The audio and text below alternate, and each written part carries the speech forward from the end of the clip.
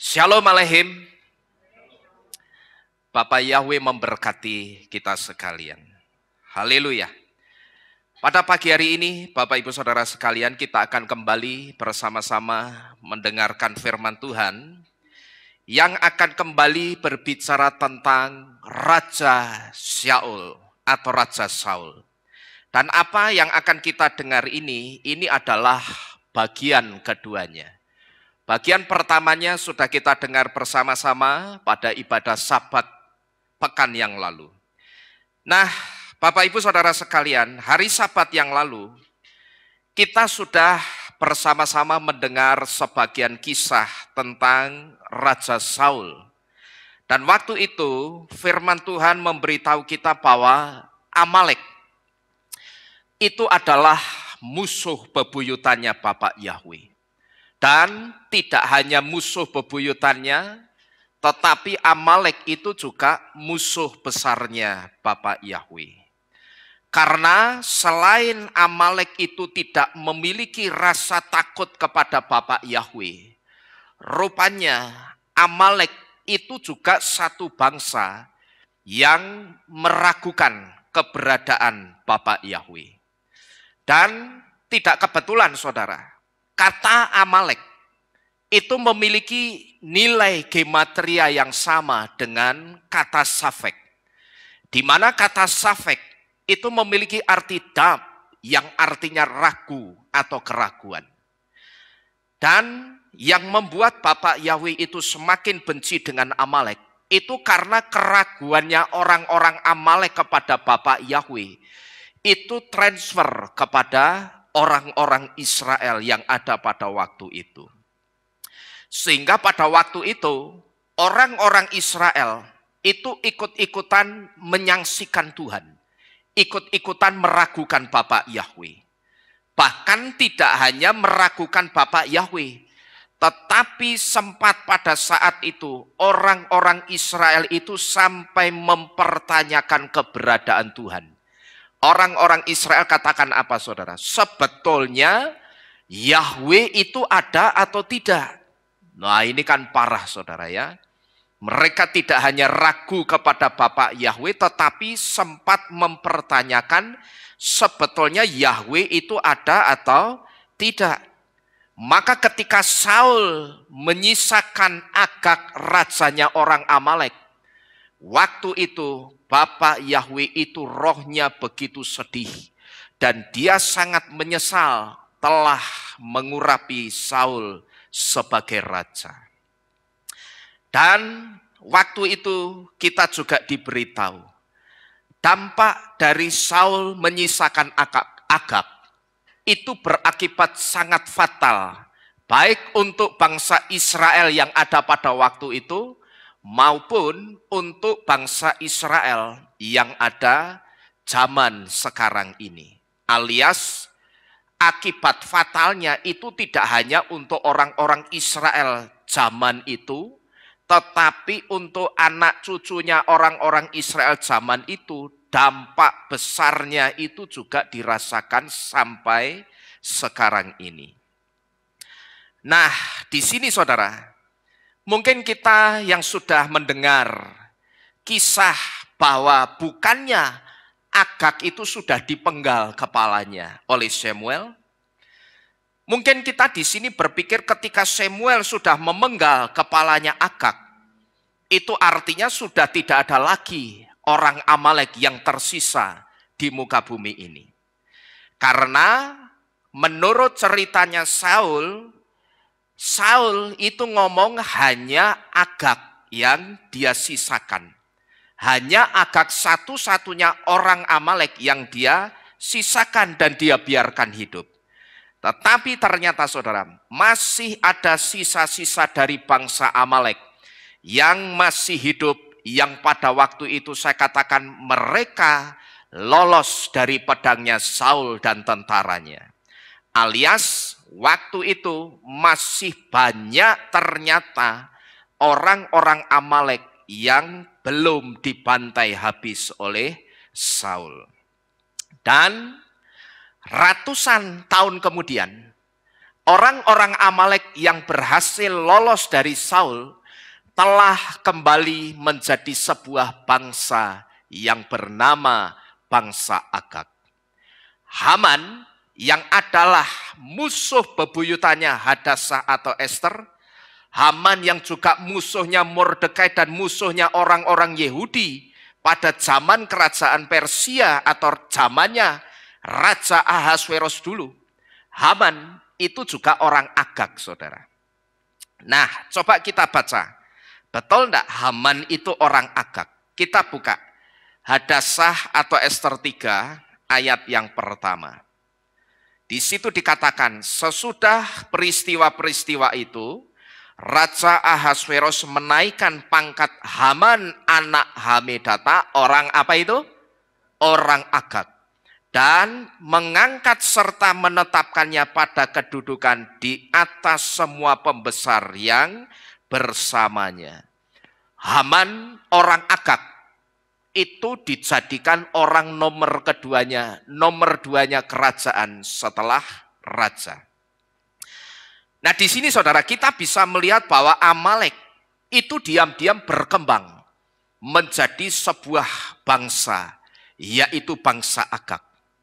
Nama bangsa Agag ini diambil dari nama Raja Amalek yang terakhir yang bernama Agag, yang pada waktu itu dibiarkan hidup oleh Saul. Dan dari bangsa ini juga saudara, kalau kita perhatikan, akhirnya lahirlah seseorang yang begitu membenci orang-orang Yahudi. Dan orang itu namanya adalah Haman. Haman adalah orang yang pada waktu itu merencanakan pembantaian orang-orang Yahudi yang ada di dalam kerajaan Persia. Yang kemudian kita mendengar dari cerita bahwa Haman sampai bisa pengen membantai orang-orang Yahudi itu karena pada waktu itu diawali dari Mordekai yang tidak mau bersujud menyembah, memberi penghormatan kepada Haman. Lalu di situ pikiran kita digiring ke satu cerita bahwa yang menyebabkan Haman sampai mau membantai seluruh orang-orang Yahudi yang ada di istana kerajaan Susan, Puri Susan atau di lingkungan istana kerajaan Persia itu karena Mordekai tidak mau bersujud menyembah kepada Haman ketika Haman itu lewat di serambi kerajaan. Waktu itu ketika Haman lewat di serambi kerajaan, orang-orang yang ada di situ itu pada sujud menyembah untuk memberi penghormatan kepada Haman. Tapi ada satu orang yang tidak mau bersujud menyembah Haman. Siapa dia? Mordekai. Dan di situ lantas kita berpikir, karena Mordekai inilah bangsa Yahudi atau orang-orang Israel yang ada di lingkungan kerajaan Persia akan dibantai oleh Haman. Nah, di sini saudara, ada satu hal yang harus saya luruskan dulu. Di balik latar belakang munculnya niat Haman yang pada waktu itu ingin membantai orang-orang Yahudi. Selama ini saudara, seperti yang saya sampaikan di depan tadi, kita berpikir bahwa rencana Haman mau membantai orang-orang Yahudi itu hanya karena Haman itu gila hormat. Dan ketika Haman itu ingin dihormati, waktu itu Mordekai yang adalah orang Yahudi, dia tidak mau bersujud menyembah atau memberi penghormatan kepada Haman. Mordekai itu orang yang saya sebut memang dia punya satu prinsip yang kuat soal iman. Bagi Mordekai, dirinya dia tidak akan pernah sujud menyembah kepada siapapun selain kepada Elohimnya Yahweh. Itu prinsipnya prinsipnya Mordekai, saudara. Aku tidak akan bersujud menyembah kepada manusia manapun sekalipun itu seorang raja, terkecuali hanya kepada siapa? Bapak Yahweh. Itu prinsip imannya Mordekai.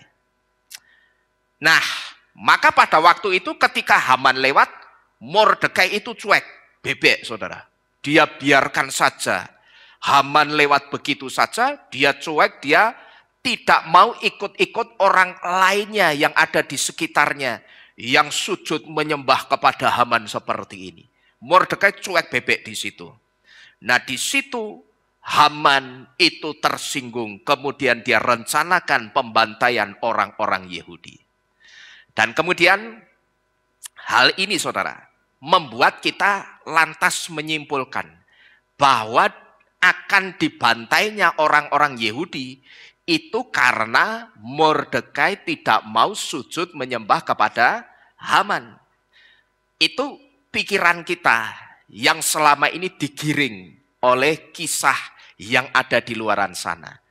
Tetapi satu hal yang harus saudara tahu, bahwa ternyata secara roh kejadiannya itu tidak sesederhana itu saudara. Nah Bapak Ibu Saudara sekalian, melalui sebuah kisah yang dicatat oleh seorang bijak Yahudi, memberitahu bahwa murkanya Raja Ahasweros, dan kemudian Raja Ahasweros itu memberi restu Haman untuk membantai seluruh orang-orang Yahudi, itu bukan semata-mata karena pengaruhnya Haman, tapi memang seizin dari Bapak Yahweh. Karena apa? Atau kalau saya kerucutkan pertanyaannya, karena siapa? Haman, Raja Ahasweros itu memberi otoritas kepada Haman untuk membantai seluruh orang-orang Yahudi yang ada di lingkungan kerajaan Persia. Ternyata justru semua masalah besar ini muncul karena Hadasah atau Ester itu sendiri ketika ada di dalam istana raja. Ternyata saat itu Hadasah itu lebih nuruti Mordekai pamannya untuk pakai topeng, alias menyembunyikan jati dirinya sebagai seorang Yahudi, saudara-saudara sekalian. Dan saat itu masalah besar ini muncul, itu karena Hadasah berasimilasi atau membaur atau melebur dengan tujuan untuk menyesuaikan lingkungan barunya, lingkungan istana kerajaan Persia. Cuman yang jadi masalah bagi Bapak Yahweh, imannya Hadasah itu juga ikut berasimilasi saudara. Asimilasinya apa?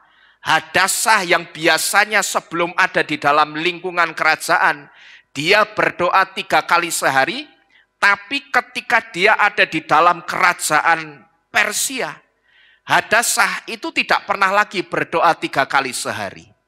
Lalu Hadasah itu juga mengasimilasikan imannya dengan cara apa? Dia tidak lagi menjaga hukum kasrut. Hukum kasrut itu hukum yang mengatur pola makan minumnya orang-orang Yahudi yang tidak boleh sembarangan. Dan itu tidak dilakukan lagi oleh Hadasah atau Ester di dalam istana raja. Dan saat itu karena Hadasah itu melihat yang pertama, orang-orang di dalam lingkungan kerajaan itu kok makannya sembarangan. Dia mulai ikut-ikutan makan makanan yang tidak kosher, alias makan sembarangan juga. Dan dia juga melihat orang-orang yang ada di lingkungan kerajaan itu kok tidak pernah ibadah sabat. Hadasah atau Ester, karena dia melihat orang-orang yang ada di lingkungan kerajaan itu kok tidak ibadah sabat, dia juga ikut-ikutan tidak ibadah sabat. Nah, mungkin saudara, ketika kita mendengar kisah ini, sebagian dari kita mungkin ada yang berpikir begini, Pak, bukannya wajar ya kalau Hadasah atau Ester itu mesti menyesuaikan dengan lingkungan barunya, lingkungan istana raja. Kan Hadasah itu sebelumnya bukan dari lingkungan kerajaan.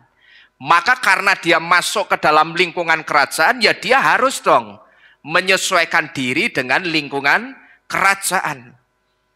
Tetapi saya katakan itu pikiran kita saudara. Tetapi ternyata tidak bagi Bapak Yahweh.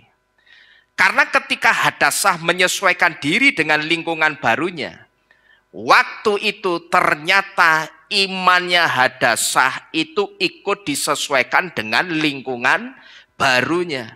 Yang jadi masalah imannya itu ikut disesuaikan, ikut diasimilasikan dengan lingkungan barunya. Seperti apa ya? Seperti ini.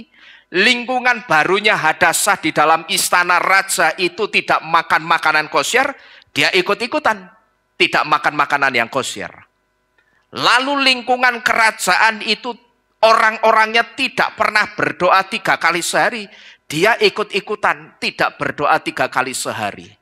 Lalu ketika dia lihat orang-orang yang ada di dalam lingkungan kerajaan tidak pernah menguduskan hari Sabat, dia juga ikut-ikutan tidak menguduskan hari Sabat, saudara-saudara sekalian. Ya, jadi kalau kita perhatikan hal ini kemudian mempengaruhi Hadassah atau Ester itu. Itu yang jadi masalah untuk Bapak Yahweh. Dia tidak hanya menyesuaikan dirinya dengan lingkungan kerajaan, tapi imannya itu juga ikut disesuaikan. Ini pikiran kita yang mengatakan bukankah kalau kita ada di tempat baru, ya kita harus menyesuaikan dengan lingkungan tempat baru kita. Saya katakan tidak semuanya, saudara. Soal iman itu tidak boleh terpengaruh dengan tempat lama atau tempat baru. Itu tidak boleh. Ini sama seperti orang yang pernah saya saksikan di tempat ini. Orang ini saya sebut persis seperti Hadassah atau Ester. Orang itu sudah percaya Bapak Yahweh, sudah dibaptis pembaruan, tapi ketika komunitasnya menolak orang ini, kemudian kelompok orang ini mengatakan, sekarang kalau kita bersama-sama dengan teman lama kita, sebaiknya kita sudah tidak usah lagi panggil-panggil Yahweh dan Yesua. Sudahlah, kita sebut saja Yesus. Tidak jadi masalah, yang penting kita bisa diterima sama komunitas kita lagi. Coba kamu perhatikan, sekarang ini begitu kita percaya Bapak Yahweh, coba kamu lihat teman-teman kita itu mulai menjauhi kita. Nah, ini saya sebut orang yang mengasimilasikan imannya. Dia menyesuaikan imannya dengan lingkungan lamanya, dengan komunitas lamanya. Dia takut terhadap satu penerimaan. Dia takut tidak bisa diterima oleh komunitasnya. Jadi pikiran kita memang seperti itu seringkali, saudara. Tetapi saudara mesti ngerti, ketika saudara ada di tempat baru, kebiasaan iman yang saudara lakukan, misalkan, ya yang seringkali terjadi apa? Masalah sepele itu apa? Berdoa pada saat makan. Itu sering terjadi. Jangankan di lingkungan baru, di lingkungan lama yang sudah ngerti kalau orang itu orang Kristen, berdoa makan di depan umum saja tidak berani, saudara. Berdoa makannya mentelang begini, amin. Ini ya, berapa banyak orang yang seperti itu. Berdoa makan itu cepat men. Loh, saya tidak mengatakan doa makan itu harus lama. Memang kalau lama itu doa syafaat jenenge. Ya toh? Maka dulu ada orang yang salah doa, disuruh doa makan malah doa syafaat. Terus saking kami sol-solen ini, begitu sampai poin doa makannya dia ngomong, Tuhan berkati makanan kami, karena sebentar kami akan saling memakan. Bayangkan saudara. Nah itu yang tidak benar begitu. Tapi bukan berarti juga kita doa makan, terima kasih Tuhan untuk berkat-Mu, amin. Ayo, berapa banyak orang percaya yang masih seperti ini saudara. Kalau di rumah, wah doanya tenanan kok ya oke. Suwi ya toh. Bahkan keluarganya yang nunggu ora amin-amin.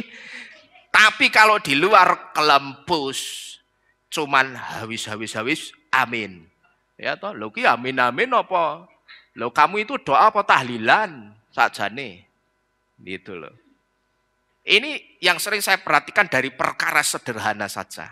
Orang makan di warung, orang percaya sudah tidak berani berdoa sesuai dengan apa yang biasa dia doakan. Saya kalau doa dimanapun saudara, yang pertama selalu saya bilang sama Bapak Yahweh, Bapak Yahweh, kuduskan dan tahirkanlah makanan minuman ini dari semua berkat palsu dari roh Allah, roh Yesus Kristus, dan roh-roh yang bukan dari Bapak Yahweh, tolong Bapak Yahweh singkirkan dari makanan minuman saya ini. Juga kuman, virus, bakteri, sakit, penyakit, racun, Bapak Yahweh singkirkanlah. Bahkan saya juga punya doa khusus. Kalau saya punya kepentingan, saudara. Kepentingan pengen makan es krim, ya tahu kan ada orang yang mengingatkan saya, oh cuakeh, mangan legi-legi. Jangan banyak makan manis-manis, bahaya, kan begitu. Saya punya doa khusus. Bapak Yahweh, kadar gula yang berlebihan atau lemak yang berlebihan pada makanan ini, tolong Bapak Yahweh singkirkan.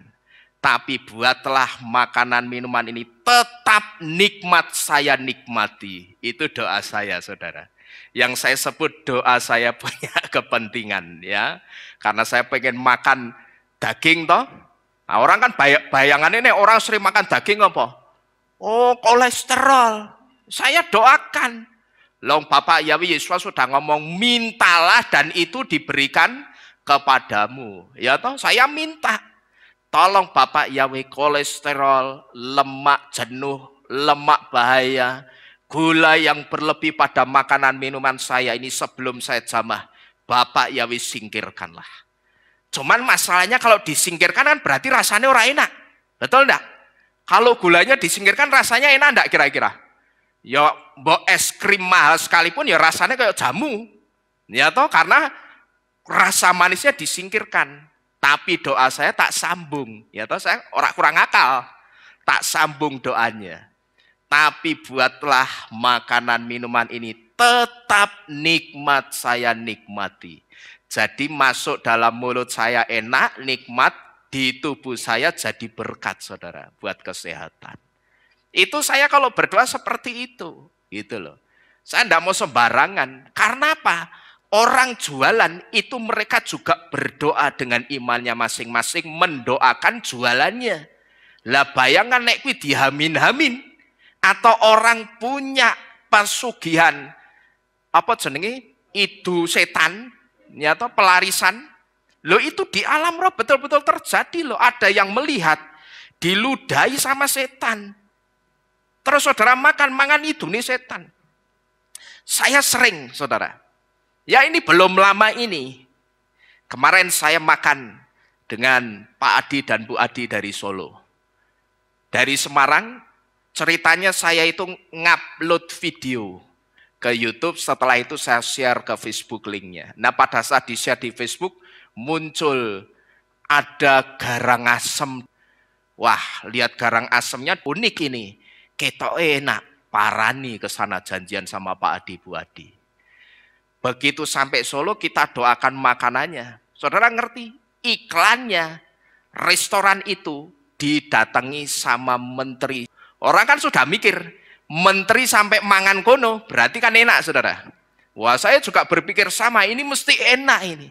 Tapi saudara ngerti, begitu makanan itu kita doakan, semua berkat palsunya dari roh-roh yang bukan dari Bapak Yahweh, Bapak singkirkan. Rasanya biasa. Rasanya malah enakan garang asem sing dibungkus godong kates itu, godong gedang itu yang beli eceran itu loh, yang beli di warung itu loh. Malah enak itu, seger itu. Nah ini menunjukkan doa kita di dalam nama Yahweh itu bisa menetralisir semua yang palsu yang dari setan. Amin. Ya, saudara percaya enggak kira-kira? Ya doa saudara dalam nama Yahweh, di dalam nama Yesua itu bisa menetralisir semua yang palsu yang dari setan. Saudara mesti ingat, dimanapun saudara makan sebelum saudara jamah masuk mulut, mbok itu kacang, saya doakan, gitu loh. Kacang itu saya doakan, apapun saya doakan dulu. Saya minta berkat-berkat palsunya dari roh Allah, roh Yesus Kristus, roh-roh yang bukan dari Bapak Yahweh itu disingkirkan pokoknya. Dan di situ dengan kata lain, saudara itu sedang minta juga apa? Ditunjukkan, dimunculkan rasa aslinya, gitu loh. Dan ini sudah banyak yang terjadi, banyak orang yang mengalami. Ketika masuk, terutama ini kesaksian orang ya, saya saksikan kesaksiannya orang. Orang itu masuk ke restoran Padang. Saudara ngerti kalau restoran Padang siapa yang mendoakan dan didoakan oleh siapa. Saudara ngerti. Tapi ketika orang promosi Padang situ itu enak. Rasanya yang paling enak. Tapi begitu anak Bapak Yawi ini masuk, dia doakan makanannya. Rasanya biasa-biasa saja. Rasanya bahkan cenderung tidak enak, saudara. Nah ini kenapa? Karena ternyata makanan-makanan dan minuman itu diberkati pakai berkat palsu.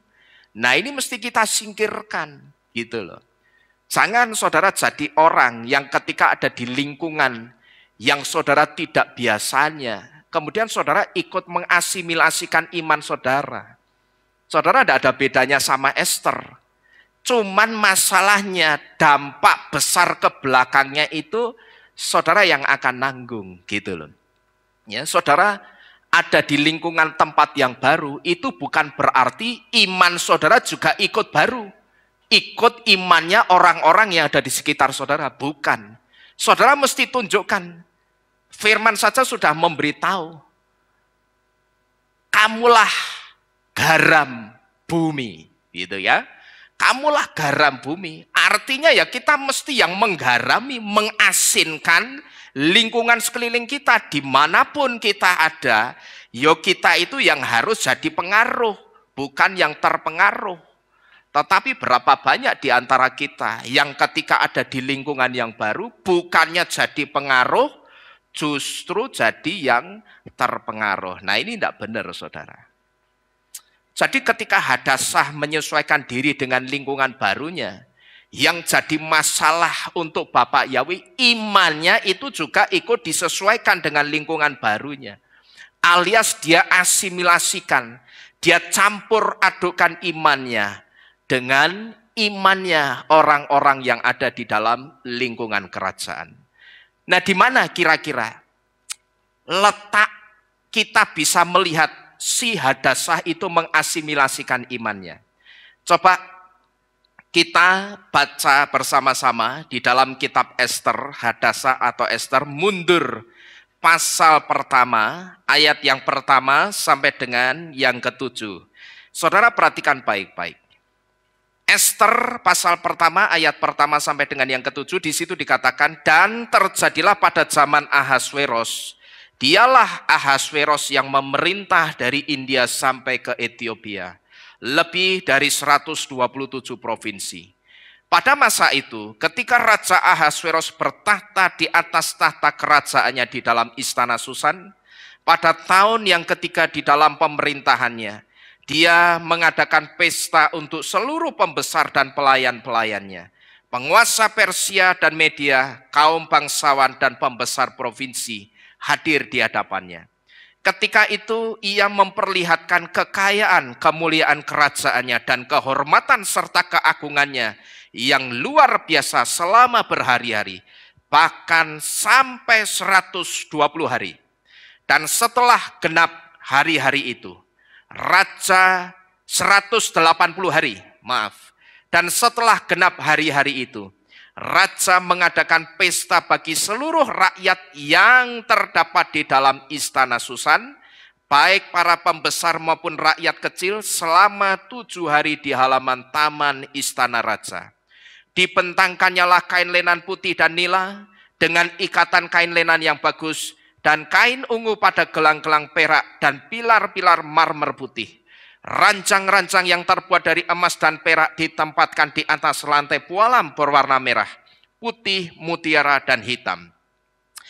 Dan mereka memberi minum dalam piala emas. Tiap-tiap piala berbeda satu dengan yang lain. Dan anggur istana berlimpah-limpah sebagaimana titah raja.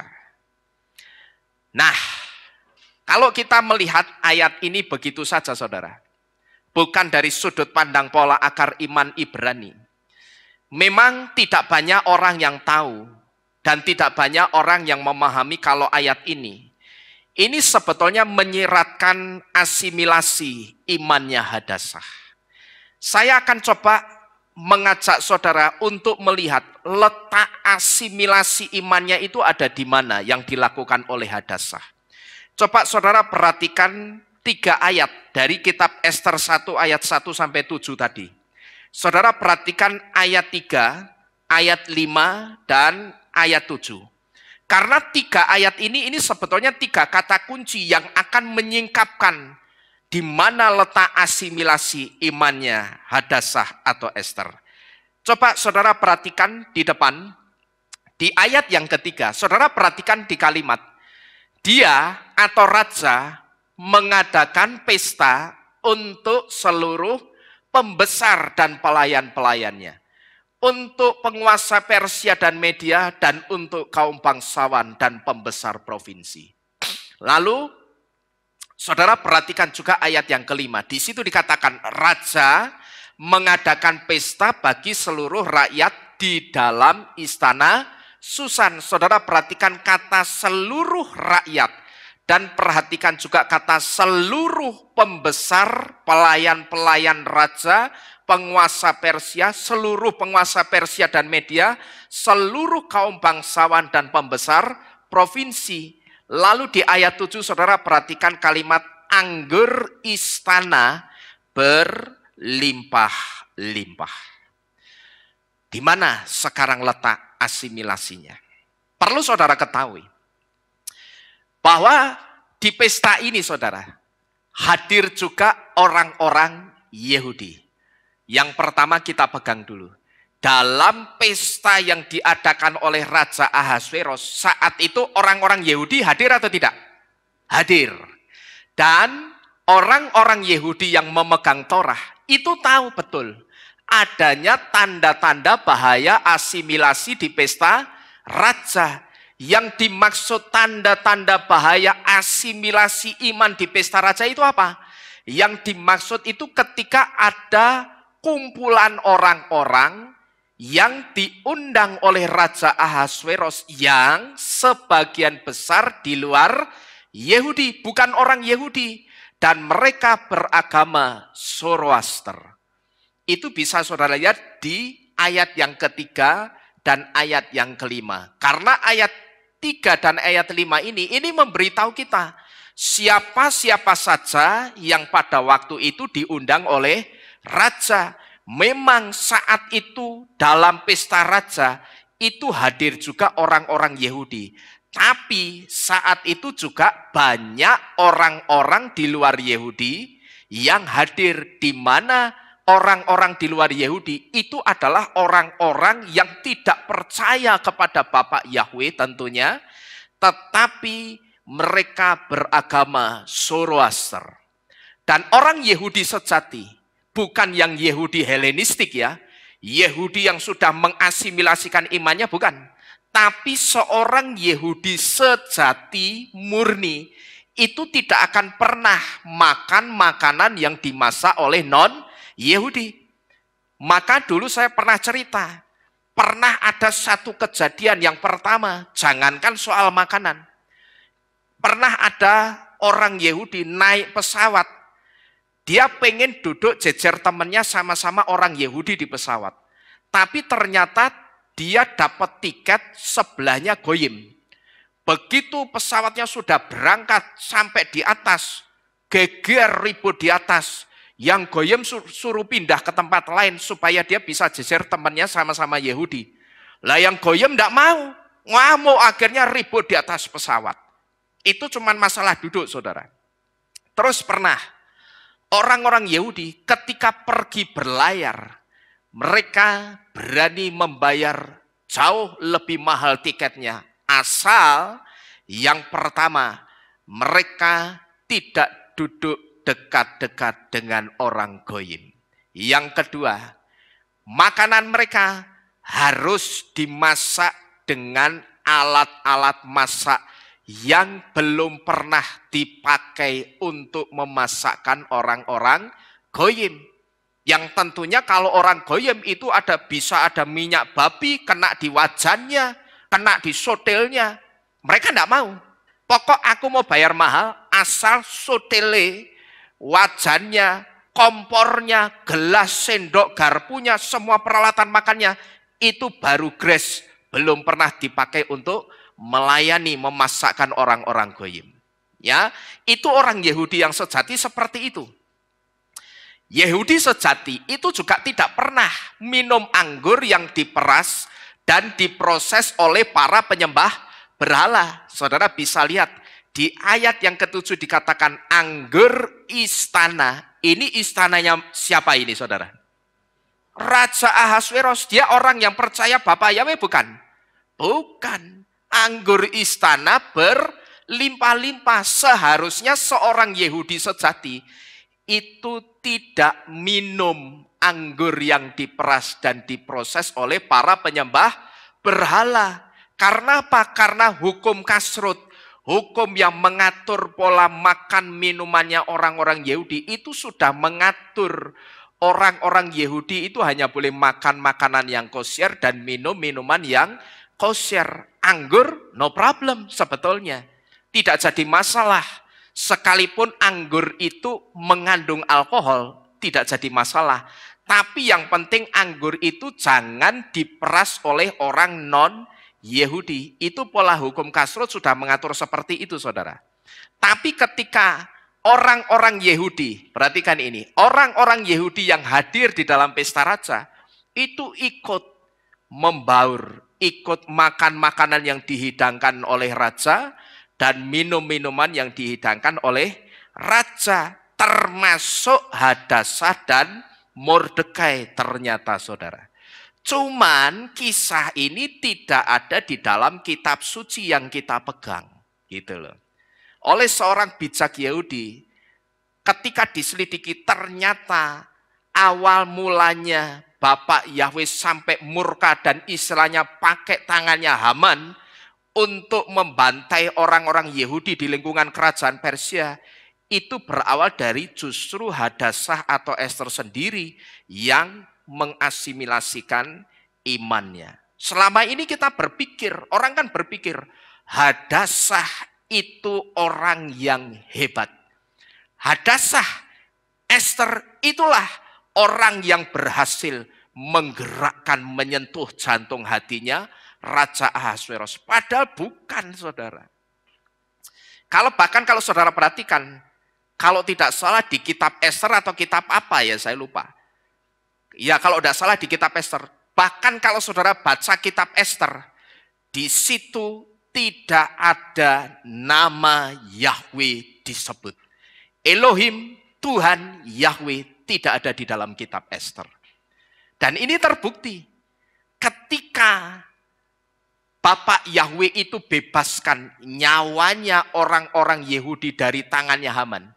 Waktu itu yang keluar dari mulutnya Mordekai dulu itu apa? Kita bikin pesta. Gitu loh. Kita bikin pesta, yang kedua apa?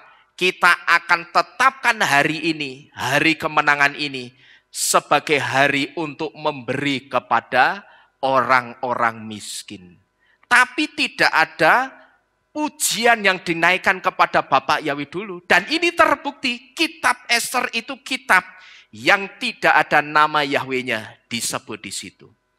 Ini sangat kontras, berbeda dengan orang-orang Yahudi atau orang-orang Israel zamannya Mose.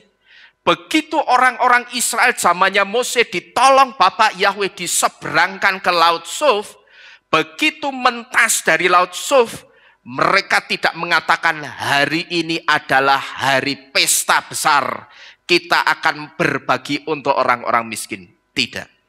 Tapi seketika itu juga begitu mereka keluar dari Laut Suf, mereka langsung memberikan persembahan puji-pujian kepada Yahweh.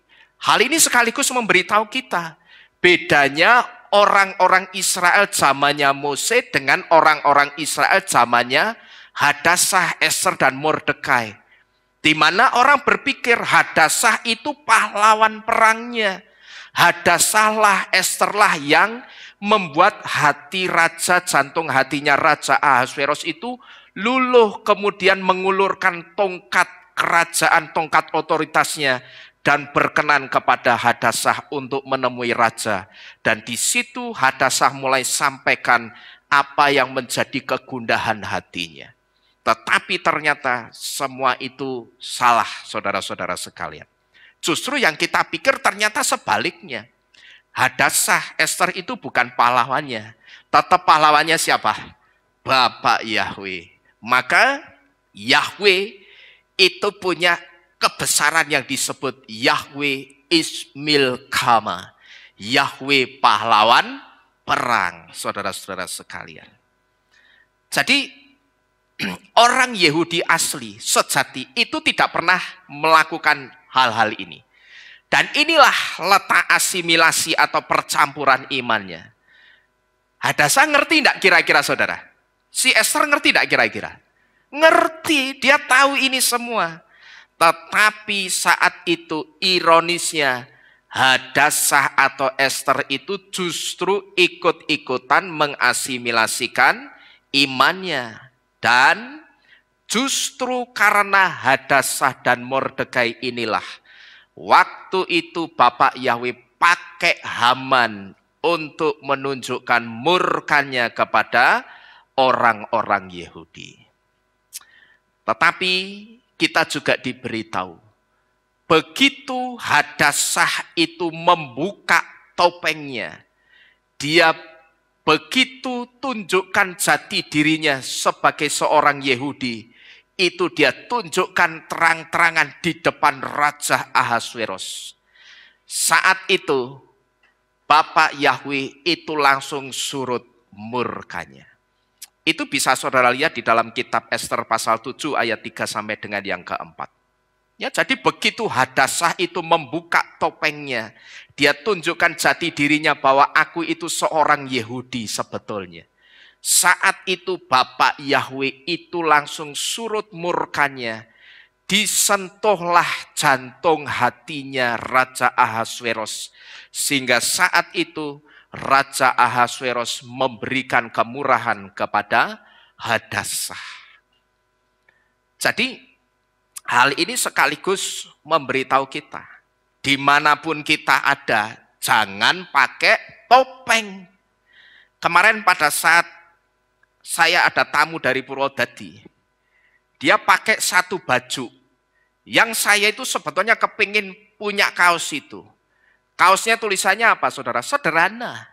Dari kitab Yesaya kalau tidak salah. Tulisannya berharga di mata Yahweh.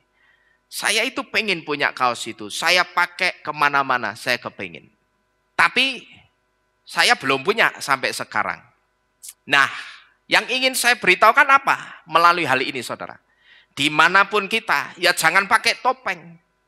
Identitasmu sebagai orang percaya Bapak Yahweh, itu satu identitas yang sangat luar biasa. Dan itu dikenali baik di dalam dunia nyata maupun di dalam dunia roh. Ngerti saudara? Ya saudara itu dikenali. Di dunia roh setan itu ngerti. Nek saudara anak Bapak Yahweh, setan itu tidak berani macam-macam. Gitu loh. Tapi kalau saudara malu justru saudara sembunyikan. Ya yang akan terjadi seperti apa? Seperti yang dialami Hadassah, Mordekai dan orang-orang Yahudi. Dia sembunyikan jati dirinya sebagai seorang pengagung Yahweh. Orang Yahudi. Kita kan seringkali dianggap apa? Wah, pengagung Yahweh kayak sok ke Yahudi-Yahudian. Saya bilang bukan sok ke Yahudi-Yahudian. Tapi memang otakku setara dengan orang Yahudi. Seharusnya kita ngomongnya begitu.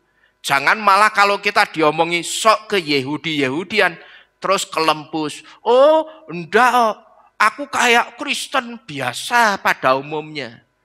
Karena kita ketakutan tidak bisa diterima oleh lingkungan.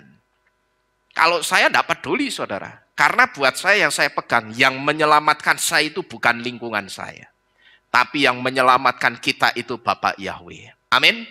Yang menyelamatkan kita itu Bapak Yahweh. Tidak usah malu. Maka seringkali apa? Saya memberitahu. Saudara kalau ada kegiatan apapun di kampung, di tempat saudara tinggal, kerja bakti apapun, tinggal dulu. Kalau pas jamnya ibadah, ibadah dulu. Gitu loh. Jangan saudara kalahkan ibadah sama kerja bakti. Keliru. Terus saudara kedatangan tamu pas mau ibadah. Saudara permisi baik-baik. Mohon maaf ya. Saya ini harus beribadah. Nanti minta tolong datang lagi setelah ibadah atau nanti saya yang ke tempat Bapak atau Ibu. Harusnya begitu. Jangan malah naik kedatangan tamu, Tuhannya saudara kalahkan. Itu tidak benar. Karena tamu saudara itu nanti tidak pernah menyelamatkan saudara. Ketika Yesua datang, sing nyelametke tamune apa Yesua? Saya tanya. Yesua. Lah kok seringkali Tuhan Yesuanya justru dikalahkan. Malah babat-babat. Ya toh? Babat-babat, nunggoni tamu. Kalau saya tidak peduli. Karena yang saya kejar itu keselamatan. Barangkali pas ibadah ini Tuhan Yesus datang. Nek pas ke babat-babat sing selamat apa nih? Celurite. Ngerti? Ya, sing selamat celurite pinggo. Ya toh? Saudara ditinggal. Gitu loh. Karena apa? Saudara termasuk orang yang tidak membawa hidup kepada sikap berjaga-jaga. Kita tidak pernah tahu. Setelah kita selesai ibadah ini, Yesus datang atau di tengah-tengah kita mendengarkan firman nanti tiba-tiba kita celap, hilang semua. Pertanyaannya bagaimana dengan yang tidak datang ibadah pada pagi hari ini? Saya tidak mau katakan mereka tidak diangkat. Tetapi kalau mereka ada dalam keadaan yang sama, mereka beribadah sama seperti kita, saya yakin mereka yang mendahulukan Tuhan pasti juga akan didahulukan Yesua untuk diangkat. Ya, jadi jangan saudara itu jadi orang yang justru terpengaruh, gampang terpengaruh. Dan sekaligus saya ingin memberitahu, ini mumpung saya diingatkan. Saudara, jam ibadah di tempat ini, kalau rison itu jam 8 pagi. Kalau Sabat jam setengah 7 sore atau setengah 7 petang. Saudara, asal saudara ketahui, jam-jam ibadah ini setengah 7 sore dan jam 8 pagi, itu bukan jam-jam ibadah yang ditetapkan begitu saja, tidak. Tetapi jam ibadah ini setelah ditetapkan jam sekian, itu didoakan, gitu loh. Diserahkan Bapak Yahweh untuk diberkati. Setiap kali kita mulai ibadah di jam-jam tersebut, Bapak Yahweh hadir di situ dan Bapak Yahweh memberkati ibadah kita. Jadi kita mesti ngerti jam-jam ibadah kita, itu jam-jam yang sudah didoakan. Pokok segala sesuatu yang kaitannya dengan iman, dengan ibadah, itu pasti akan didoakan dan diserahkan Bapak Yahweh untuk diberkati.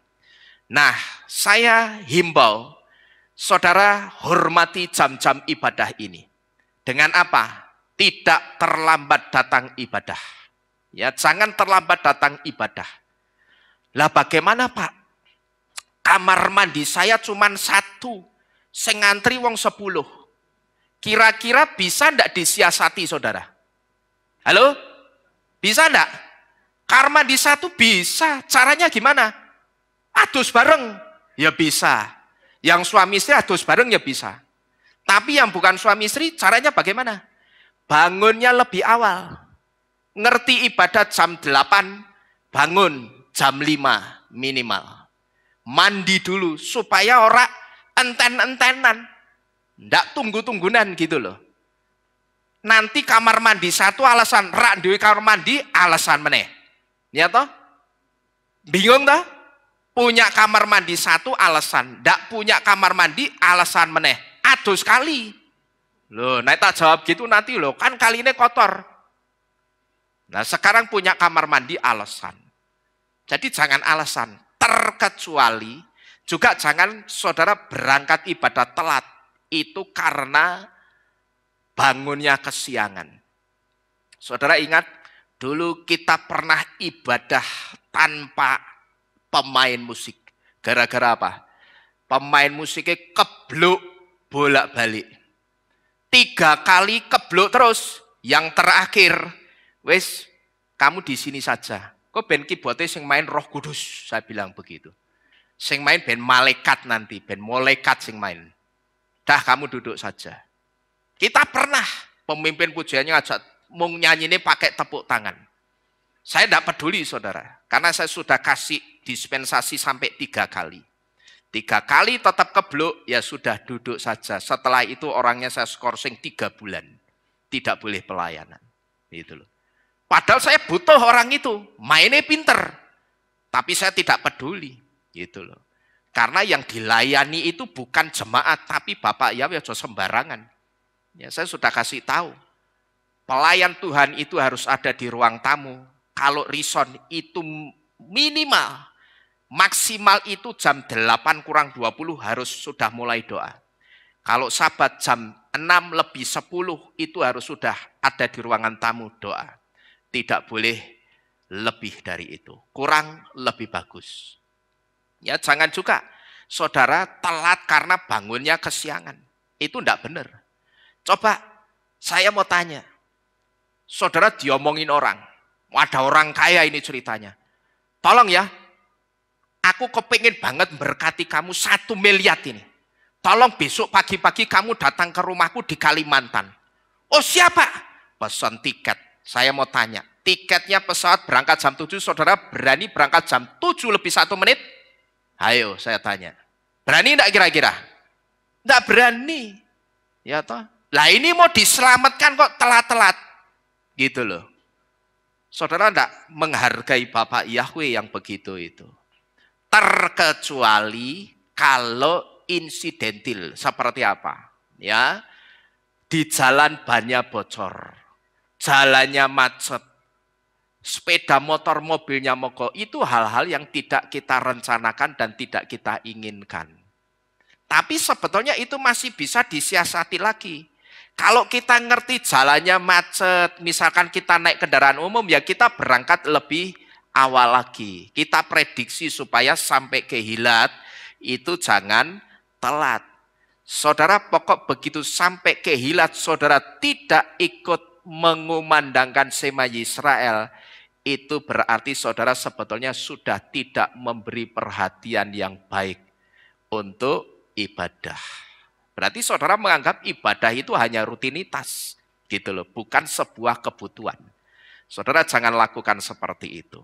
Saya apresiasi saudara-saudara sekalian yang berangkat sangat awal di tempat ini. Ya, jadi Bapak Ibu Saudara sekalian, kita belajar dari Hadassah. Begitu Hadassah itu buka topengnya, dia tunjukkan jati dirinya. Aku ini pengagung Yahweh, seorang Yehudi sejati. Justru saat itu apa?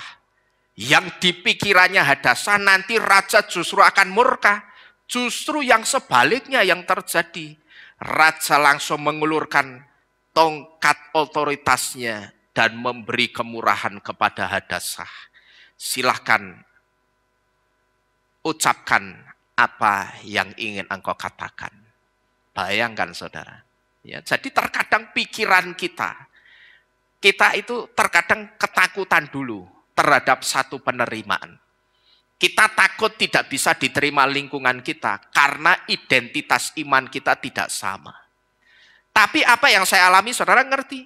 Justru yang saya terima, saya bisa masuk ke lingkungan orang-orang garis keras sekalipun, mereka justru welcome dengan saya. Karena apa? Di situ saya kasih tahu, iman saya yang sekarang ini tidak sama dengan kekristenan pada umumnya. Saya hormati iman Anda dengan saya mengembalikan nama Tuhan Anda kepada Anda yang lebih berhak memiliki.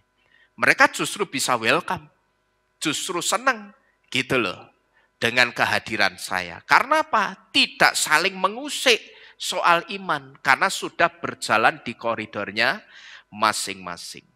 Jadi jangan kita itu belum berpikir nanti kalau aku begini percaya Bapak Yahweh, percaya Yesua baptis pembaruan, aku akan ditolak keluargaku. Belum tentu gitu loh. Belum tentu yang kita pikirkan itu yang akan terjadi seperti itu, belum tentu saudara. Karena sudah banyak terjadi orang berpikir seperti itu tapi ternyata keluarganya justru welcome.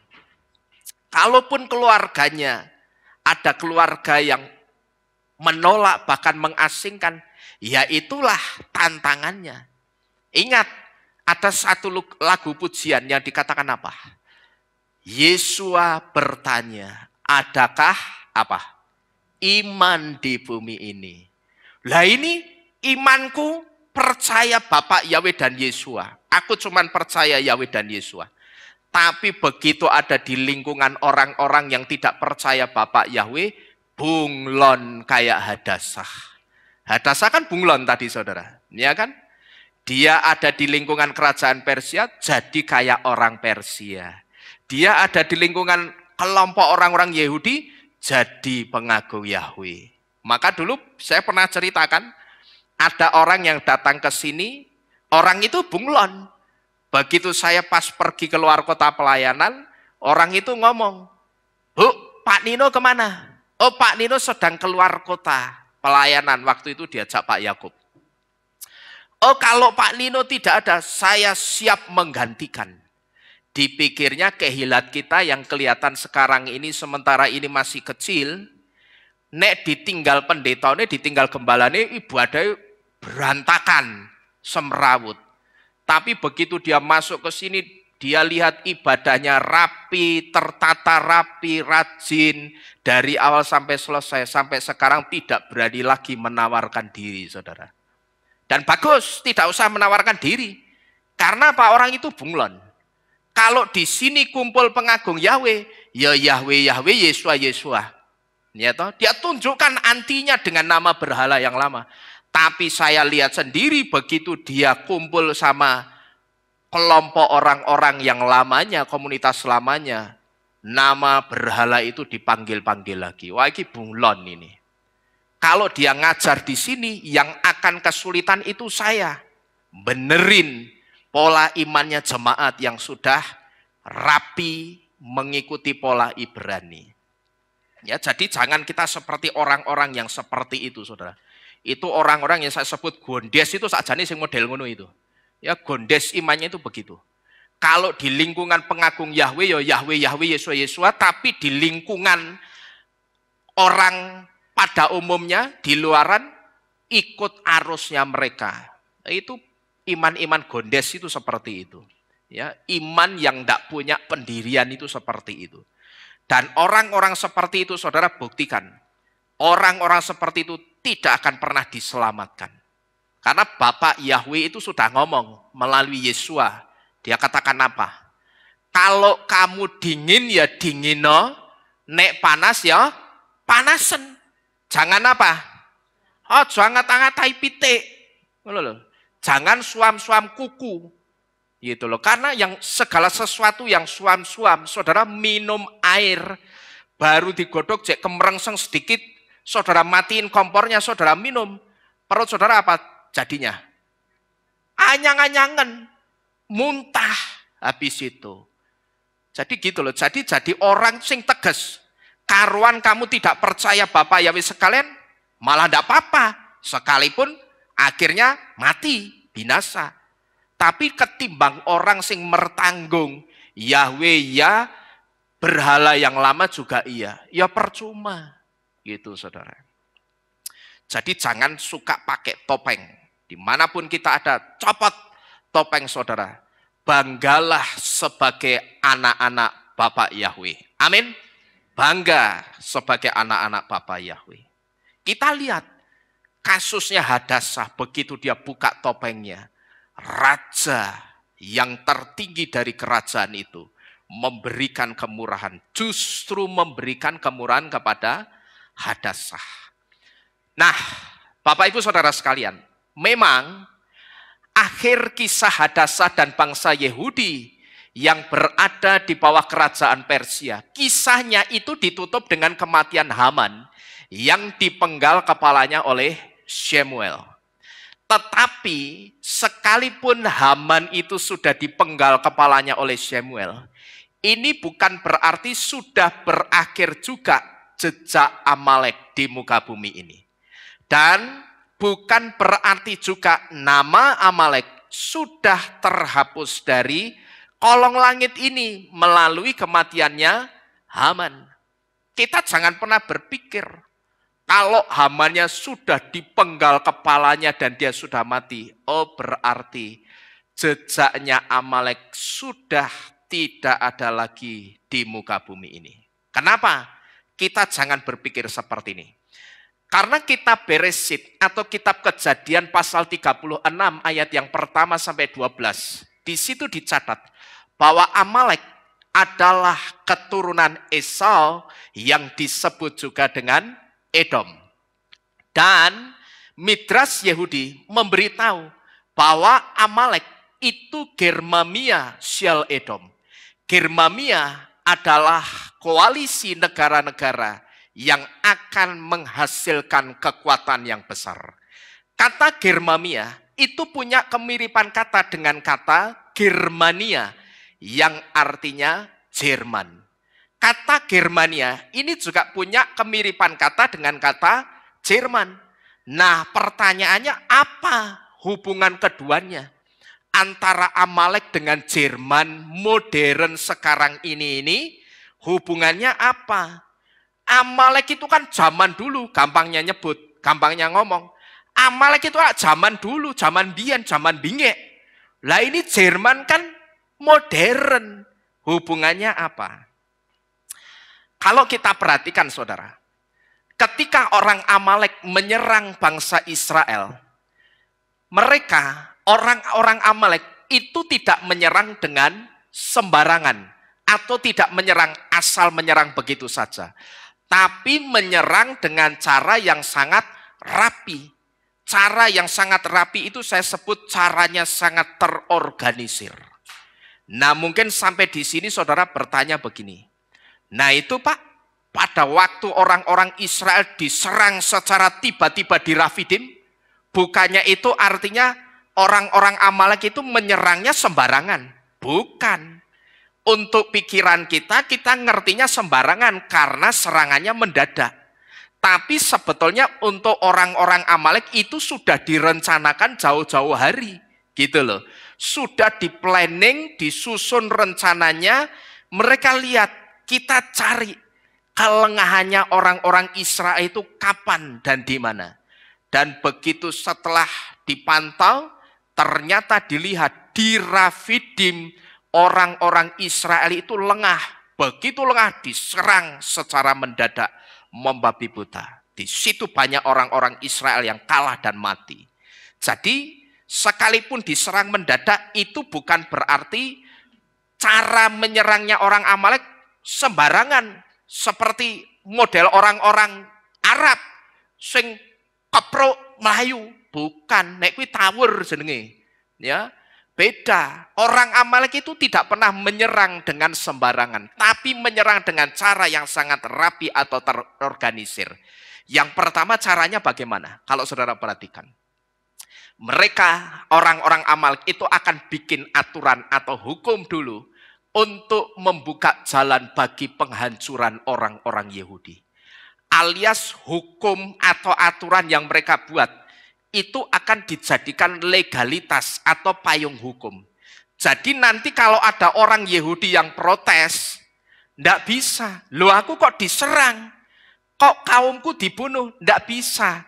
Karena kamu tidak ikut aturan-aturan ini. Sedangkan aturan-aturannya itu sangat mempersempit ruang geraknya orang-orang Yahudi. Gitu loh. Mereka bikin aturan dulu. Mereka bikin hukum dulu sebagai legalitas atau payung hukum untuk buka jalan untuk tujuan penghancuran orang-orang Yahudi. Nah, setelah bikin payung hukum, apa yang mereka lakukan? Dengan hukum tersebut, mereka gandeng pemerintah. Mereka pakai tangannya pemerintah untuk membantai orang-orang Yahudi. Baru setelah payung hukumnya ada, pemerintahnya digandeng. Yang ketiga yang dilakukan baru eksekusi. Dan cara ini bisa saudara lihat di dalam kisah Hadasah.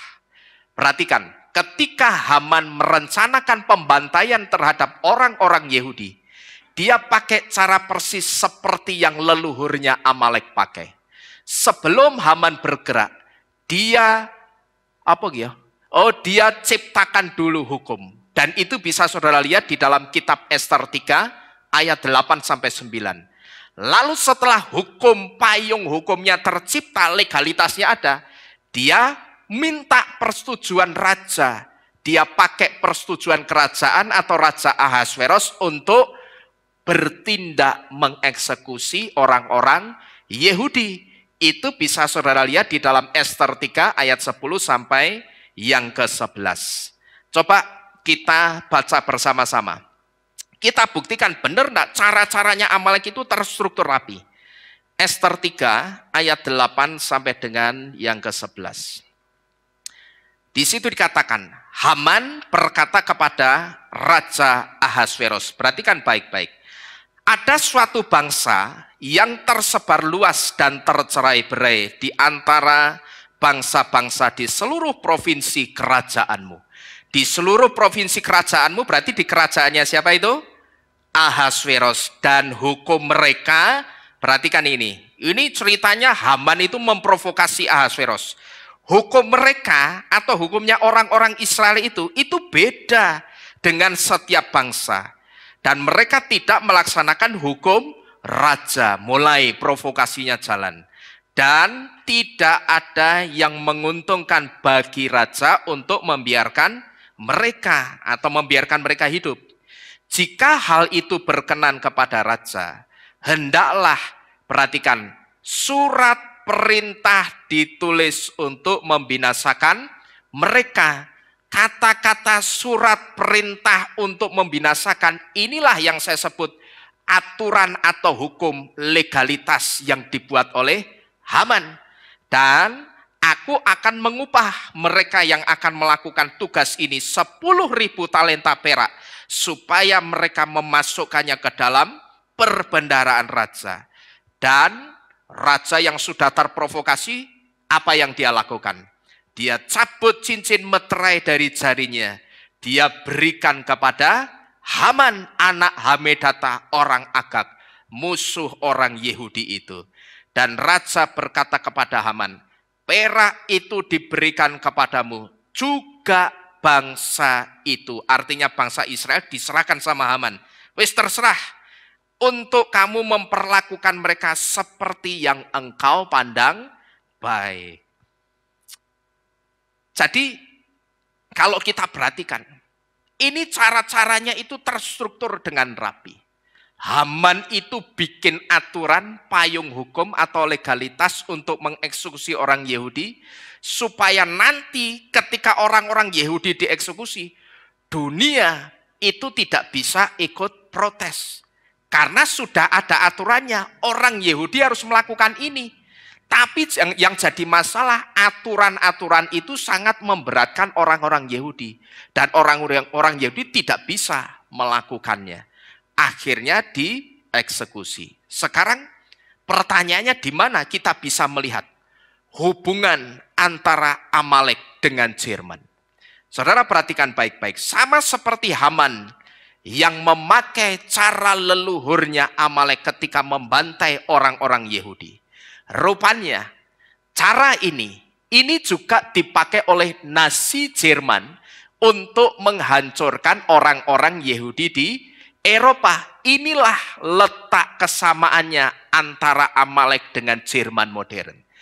Cara ini juga dipakai oleh Nazi Jerman untuk menghancurkan orang-orang Yahudi di Eropa. Mereka ciptakan hukum terlebih dahulu yang dikenal dengan Nuremberg Laws atau undang-undang antisemitik anti-Yahudi tanggal 15 September 1935. Lalu setelah undang-undang Nuremberg Laws itu jadi, orang-orang Yahudi dieksekusi oleh pemerintah. Jadi bisa dikatakan saudara, di sini kita bisa melihat Amalek ini kalau saya sebut itu foreshadow, bayangannya dari Nazi Jerman. Atau dengan bahasa lain, Nazi Jerman itu Amalek abad 19. Gitu loh. Ya, jadi Nazi Jerman itu Amalek abad 19. Nah kalau kita perhatikan Bapak Ibu Saudara sekalian, begitu rumit masalah yang dihadapi oleh bangsa Israel pada waktu itu. Dan ini semua berawal dari ketidaksabaran orang-orang Israel yang pada waktu itu menunggu raja yang akan diberikan Bapa Yahweh. Orang Israel itu harusnya rajanya Yahweh sendiri.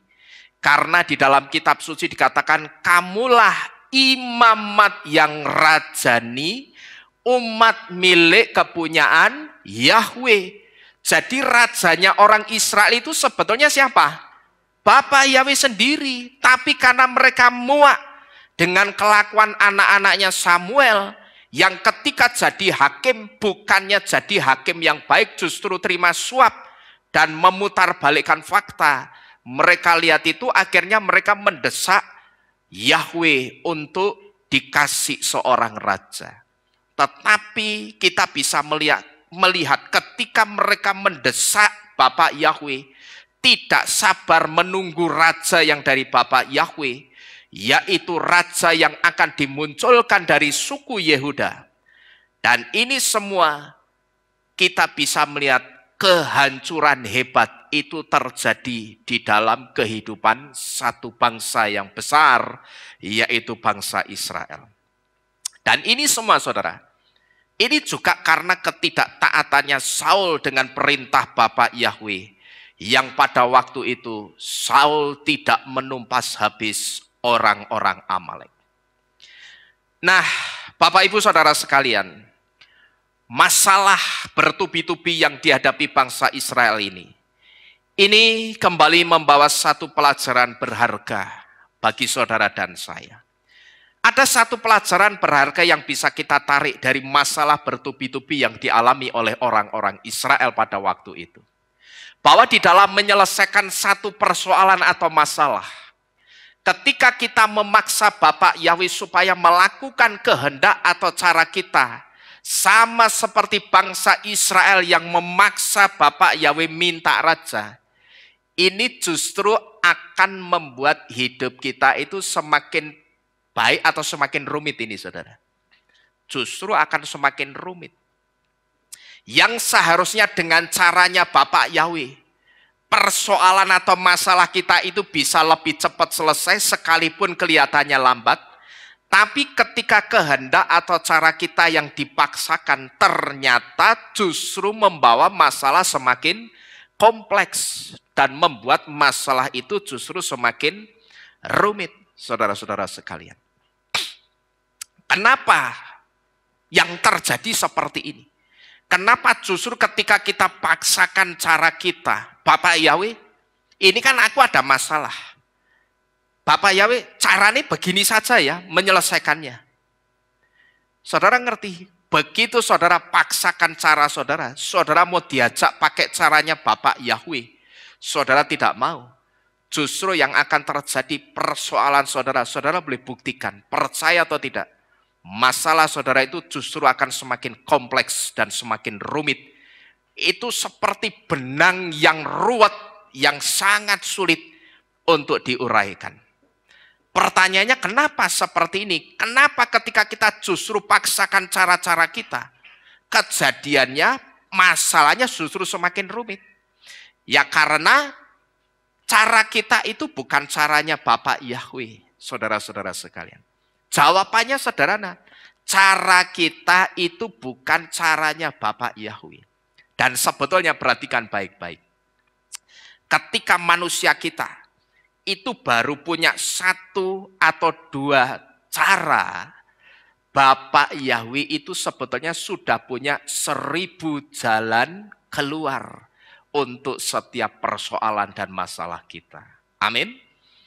Ketika kita baru punya satu atau dua cara, Bapak Yahweh itu sebetulnya sudah punya apa? Jalan keluarnya.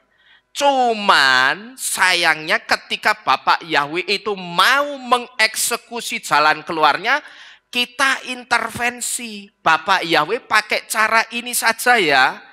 Karena cara ini yang tak lihat kayaknya yang paling afdol. Cara yang paling baik untuk menyelesaikan persoalanku. Di situ Bapak Yahweh, ya wes, kamu mau pakai cara itu? Silahkan, go ahead. Pakai cara itu. Tak deloe, tak lihatnya, kira-kira berhasil atau tidak. Ya sebetulnya kita perhatikan baik-baik. Kita baru punya cara. Kita baru punya apa? cara. Bapak Yahweh sudah punya apanya tadi? Jalannya, jalan keluarnya. Saya tidak mengatakan kita baru punya 1-2 cara, Bapak Yahweh punya 1000 cara. Oh tidak. Tapi ketika kita masih bentuk konsep cara, keluar dari masalah, Bapak Yahweh menyediakan apa sebetulnya? Jalan keluarnya. Cuman ketika Bapak Yahweh mau eksekusi, dia mau lakukan jalan keluarnya, kita intervensi pakai cara-cara kita, saudara. Gitu loh. Nah, mungkin di sini ketika kita melihat kisahnya Saul, mungkin timbul pertanyaan di benak kita begini, Pak, kenapa? Kalau Bapak Yahweh itu tahu Saul itu bukan yang terbaik untuk bangsa Israel, tapi kenapa? Toh Bapak Yahweh tetap kasih Saul untuk bangsa Israel dan dia jadikan Saul itu sebagai raja. Yang pertama, saudara, kita mesti ngerti. Saya sering memberitahu di tempat ini untuk kasusnya Saul. Saul itu memang dipilih Bapak Yahweh, tapi dia bukan pilihannya Bapak Yahweh. Karena sebetulnya Saul itu raja hasil apa? Desaannya orang-orang Israel. Bukan pilihannya Bapak Yahweh. Karena Bapak Yahweh terus didesak, ayo Bapak Yahweh, ayo anak-anak Samuel itu loh brengsek semua. Terima suap, memutarbalikkan kebenaran. Ayo kasih kami raja. Akhirnya dikasih. Tapi apakah Saul itu raja pilihan Bapak Yahweh, saudara? Bukan. Dia hanya dipilih, tapi bukan pilihan. Yang kedua, kalau memang Bapak Yahweh ngerti Saul itu bukan yang terbaik untuk Israel, kenapa tetap dikasih untuk Israel? Yang kedua, karena Bapak Yahweh itu begitu mengasihi orang-orang Israel. Maka dia terus mendesak, mereka terus mendesak, ya wis, kamu mendesak, tak kasih. Karena aku itu saking mengasihinya kamu gitu loh. Dan ini sama seperti orang tua kita, saudara. Sebetulnya orang tua kita itu ngerti yang terbaik untuk anak-anaknya. Tetapi terkadang sebagai anak, kita yang belum pengalaman menjalani kehidupan seperti orang tua kita, sebagai anak seringkali kita suka apa? Berpikir pakai cara ini sajalah Pak, Mah, untuk menyelesaikan masalahku. Caranya begini sajalah. Jangan, cara yang begini ini tidak baik, nah. Tapi karena anak itu terus mendesak dan orang tuanya mengasihi anaknya dan mungkin dia ingin melihat anaknya supaya belajar dari kesalahan, dia orang tuanya tetap kasih. Ya sudahlah, karena kamu mendesak, ya sudah. Oke, lakukan seperti yang apa kamu inginkan. Sekalipun pada akhirnya anaknya melihat ternyata hasilnya itu tidak baik. Nah, Bapak Yahweh dengan orang-orang Israel juga begitu, saudara, pada waktu itu. Karena Bapak Yahweh itu ngerti tidak ada di antara orang-orang Israel ini yang sebetulnya pantas menjadi raja bagimu selain aku sendiri. Aku belum waktunya juga. Belum waktuku untuk munculkan seorang raja dari suku Yehuda yang akhirnya bernama Daud. Itu belum waktunya. Tapi karena terus didesak, ya sudah. Ya wes, ya wes. Jalo, ya wes, kasih raja. Gitu loh, saudara. Hal ini demikian pula dengan kita. Ya, ketika kita memaksa Bapak Yahweh, mungkin saat itu Bapak Yahweh akan kasih apa yang kita mau. Tapi saudara mesti ingat, ya perhatikan ini baik-baik. Ketika kita memaksa Bapak Yahweh, mungkin saat itu Bapak Yahweh izinkan kasih apa yang kita mau. Tetapi ingat baik-baik, kalau saudara sampai nanti melihat hasilnya tidak baik, sebabnya karena apa? Sebabnya segala sesuatu yang tidak orisinil dari Bapak Yahweh itu tidak akan pernah baik. Perhatikan ini baik-baik. Saudara mendesak, Tuhan, tolong pakai cara begini saja menyelesaikan masalahku. Tak utang we ya Tuhan, tak utang we ya Bapak Yahweh. untuk menyelesaikan masalah keuanganku, ruwetnya keuanganku ini, tak utang wae. Jangan. Tahu ndak anakku? Karena segala sesuatu yang dimulai dengan utang itu tidak akan pernah berakhir baik. Lah tapi aku selak dikejar-kejar bagaimana dan ini dan itu. Wis tak utang we Bapak ya we. Mau utang? Ya wis. Ya, lakukan. Jadi ini yang saya sebut sebagai saat itu mungkin Bapak Yahweh izinkan. Kasih apa yang kita mau, kita inginkan. Tapi saudara boleh buktikan, segala sesuatu yang tidak orisinil dari Bapak Yahweh, itu tidak akan pernah baik hasilnya. Dan saudara boleh buktikan, dalam segala apapun, segala sesuatu yang dimulai dengan utang, itu tidak pernah baik hasilnya. Kalau saudara tidak percaya, saudara boleh buktikan. Entah itu nanti tidak baiknya, antar orang yang ngutangi ribut, karena yang utang tidak bisa bayar, atau sebaliknya. Gitu loh. Yang ngutangi tidak sabar, pengen cepat duitnya balik, akhirnya karena yang ngutang itu belum bisa bayar dan merasa belum jatuh tempo waktunya, gegeran ribut. Maka di tempat ini saya larang, saya sedikit masuk ke ranah pribadi jemaat soal utang. Jangan sampai ada antar jemaat yang utang. Tidak boleh. Ya, jangan sampai ada jemaat yang antar jemaat itu utang. Utang mesti gegeran. Saya perhatikan dari dulu seperti ini. Kehilat ini juga pernah ditinggal orang-orang yang perginya itu gara-gara berantem karena utang. Pak Galuh, Bu Galuh ini ngerti mungkin siapa orang-orangnya. Dulu ada orang di sini yang wah itu mbek welut luwih lunyu iki nih, luwih lunyu orangnya ini. Ya. Ini pinter, golek celah, nyari dagangan kemana-mana bisa diutang-utangke. Ada satu jemaat yang dikasih tahu, kamu jangan bisnis sama orang itu. Kamu bisnis sama orang itu, mesti endingnya tidak baik.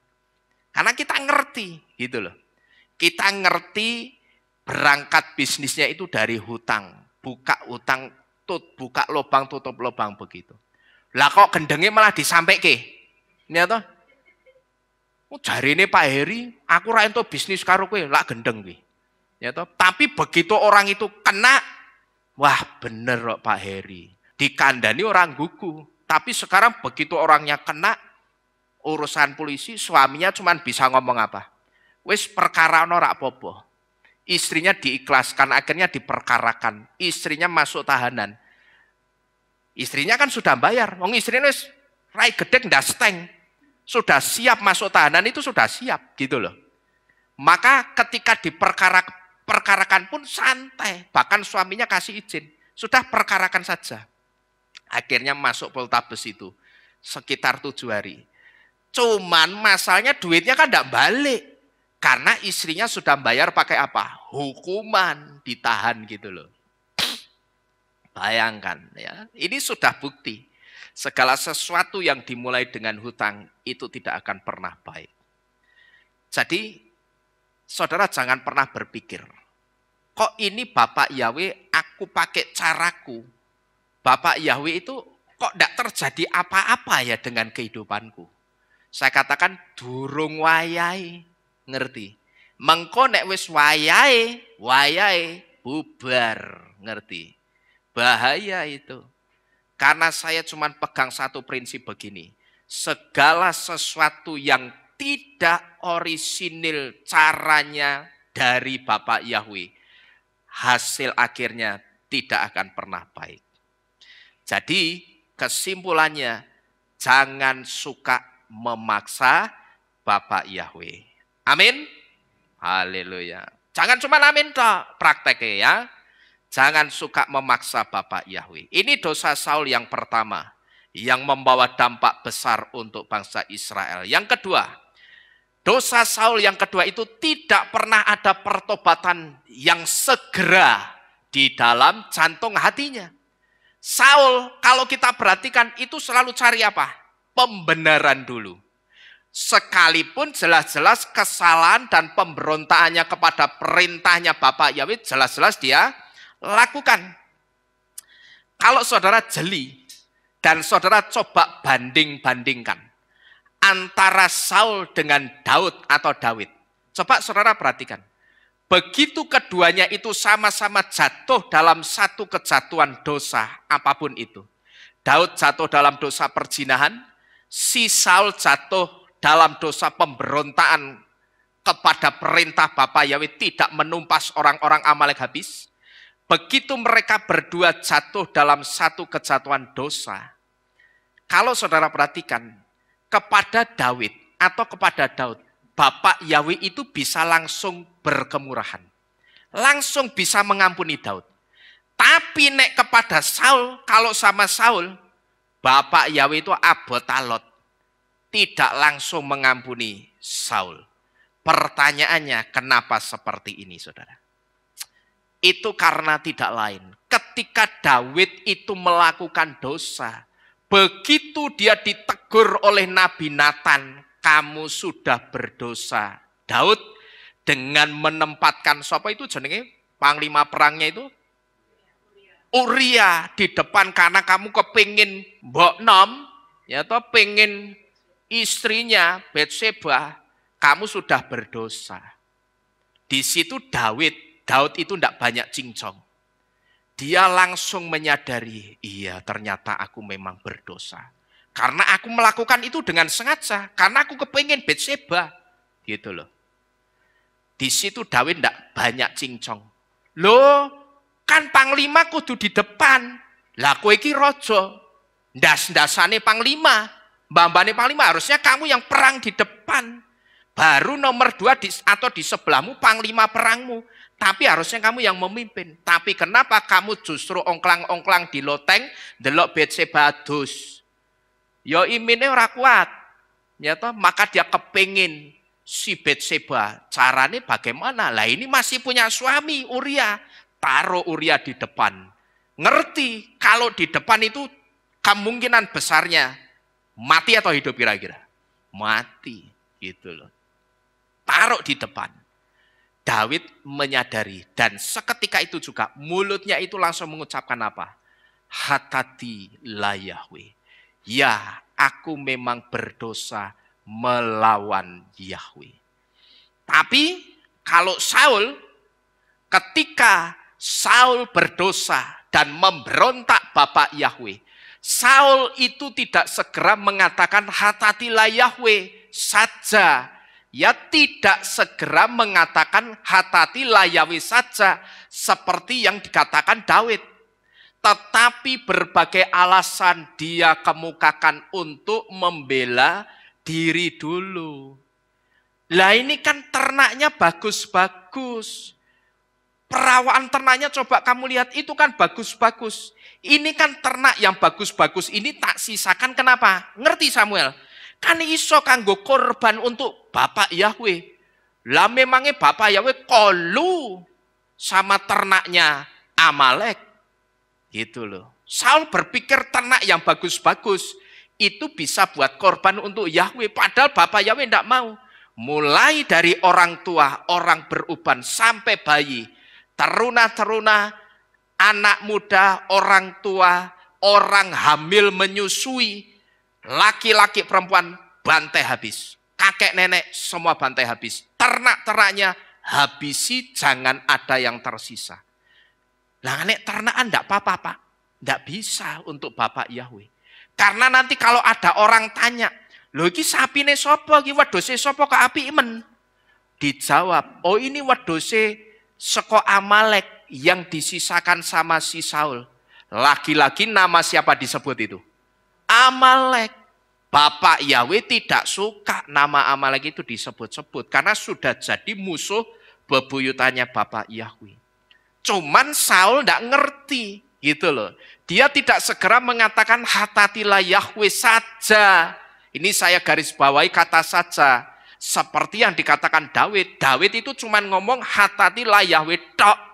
Tidak cincong macam-macam. Tapi berbagai alasan dia kemukakan untuk membela diri dulu saudara-saudara sekalian. Coba kita buktikan. Benar enggak? Saul ini cincong macam-macam. 1 Samuel 15, 13, 21. Kitab 1 Samuel pasal ke-15 ayat 13 sampai 21. Di situ dikatakan, lalu Samuel datang kepada Saul dan Saul berkata kepadanya, diberkatilah engkau oleh Yahweh. Aku telah bangkit untuk melaksanakan firman Yahweh. Perhatikan, Saul sudah bangkit untuk apa itu?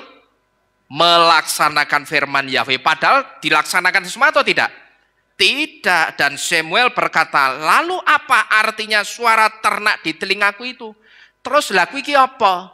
Suara wedhus, suara cempe, suara sapi itu apa? Gitu loh. Dan suara binatang gembala yang aku dengar itu artinya apa? Dan Saul menjawab, mereka telah membawanya dari Amalek karena orang-orang merasa sayang terhadap yang terbaik dari ternak dan binatang gembalaan itu. Dengan maksud untuk dipersembahkan kepada siapa itu? Bapak Yahweh, dan sisanya kami telah menumpasnya. Lalu Samuel berkata kepada Saul, berhentilah dan aku akan menyatakan kepadamu apa yang telah Yahweh katakan kepadaku tadi malam. Dan Saul berkata kepada Samuel, katakanlah.